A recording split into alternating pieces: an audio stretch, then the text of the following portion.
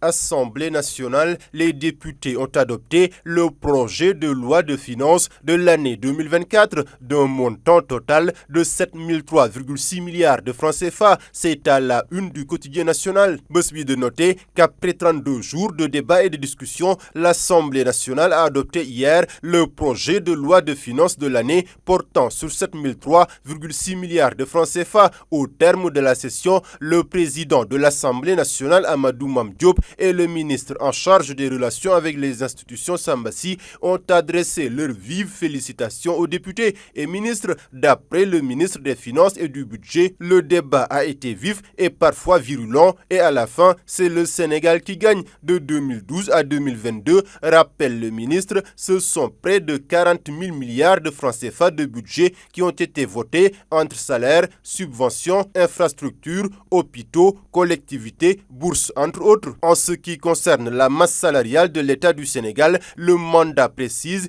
que 177 727 agents se partagent près de 105 milliards de francs CFA. À la une du journal Le Témoin, c'est un Mamadou Moustapha Ba en superstar. Le ministre des Finances a eu droit hier à une standing ovation de tous les députés de l'Assemblée nationale à l'issue de son discours de clôture de la session budgétaire 2024. Dans l'As quotidien, le ministre met tout le monde d'accord. C'est un régal de discuter avec vous, déclare Biram Souleye Diop. Dans le quotidien Les Échos, opposition et pouvoir sont élogieux envers Moustapha Ba. Vous avez beaucoup de corrections et porté à bout de bras le gouvernement de Macky Sall, lui lance Nafissatou Diallo du PDS. Les témoignages élogieux de Adji Mbergane Kanouté, Nicolas Ndiaye, Lamine Thiam sont dans le journal. Abou Mbacké Thiam, député du PDS, de déclarer à l'endroit du ministre des Finances: si Karim Wade est élu, on souhaite que vous soyez ministre des Finances. Lutte contre le sida, Le Soleil fait focus sur les régions du sud et du centre du pays. Le Sénégal, à l'instar de la communauté internationale, célèbre aujourd'hui 1er décembre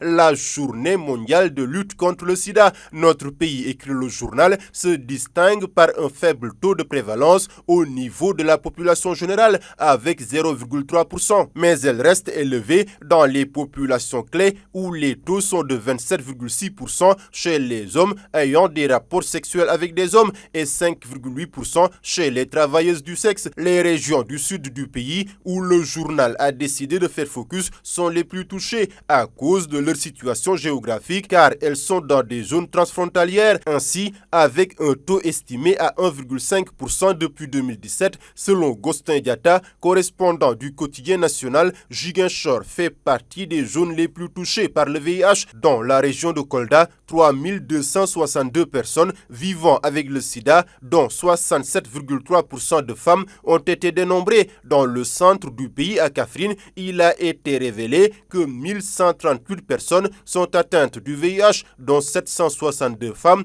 308 hommes et 68 enfants dans la région.